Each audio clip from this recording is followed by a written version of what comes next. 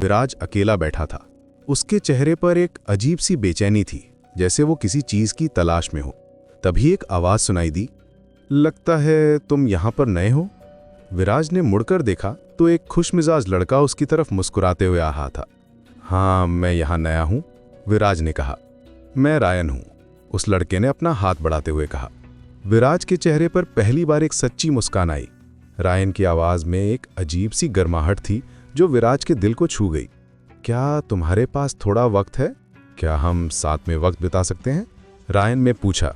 विराज ने हामी भरी और वे दोनों पार्क की एक शांत जगह पर बैठ गए। बातचीत के दौरान रायन ने कुछ ऐसा कहा जिसने विराज की दुनिया ही बदल दी।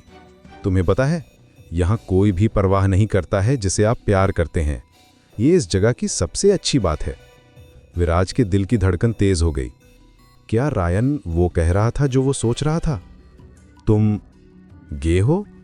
रायन ने धीरे से पूछा। विराज के गले में कुछ अटक गया। इतनी आसानी से किसी ने यह सवाल पूछा था? हाँ, उसने हिम्मत जुटाकर कहा। रायन की मुस्कान और भी चौड़ी हो गई। तुम्हें पता है, हम लोगों को समाज, परिवार और इस दुनिया का सामना करना पड़ता है। बस वो लोग हमें एक्सेप्ट नहीं करते, न जाने क्यों।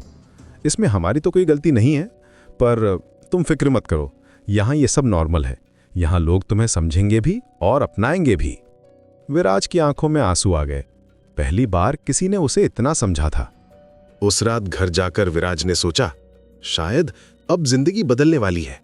पर मैंने सोचा नहीं था कि इतनी जल्दी कोई मेरा दोस्त यानी बॉयफ्रेंड बनेगा। पर मुझे खुशी है, किसी ने तो मुझे यहां समझा।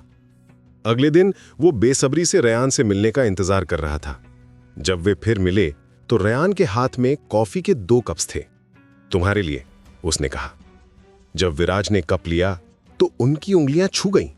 एक अजीब सी बिजली दौड़ गई विराज के पूरे शरीर में। वे बैठकर बातें कर रहे थे जब रेयान ने अपना स्केच बुक निकाला। मैं तुम्हारा स्केच बना रहा हूं, उसने कहा।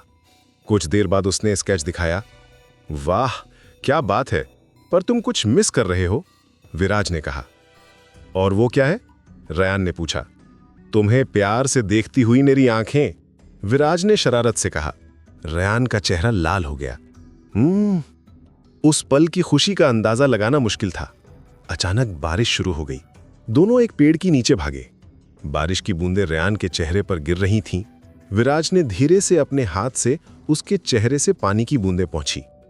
रेयान की सांस तेज हो गई। विराज ने उसे अपनी तरफ खींचा। मुझ पर भरोसा है? उसने पूछा। खुद से भी ज्यादा। चिंता मत करो, बस मैं हूं, कोई जल्दी नहीं है। और फिर वो पल आया जिसका इंतजार दोनों कर रहे थे। विराज ने धीरे से रेयान के होठों को अपने होठों से छुआ। वो किस सिर्फ होठों का मिलना नहीं था, बल्कि 2 दिलों का एक होना था। बारिश में भीगते हुए दुनिया की हर चिंता को भूलकर वे सिर्फ एक दूसरे के प्यार में खो गए थे। जब वे अलग हुए तो रेयान ने कहा, मुझे ये महसूस होता है कि मैं तुम्हारे बिना नहीं रह सकता। विराज ने उसका हाथ पकड़ा और कहा, मैं भी। उस बारिश में, उस पार्क में विराज को लगा कि उसे अपनी मंजिल मिल गई है। एक ऐसी जगह जहां प्यार को छुपाना नहीं पड़ता। एक ऐसा इंसान जो उसे वैसे ही एक्सेप्ट करता है जैसा वो है।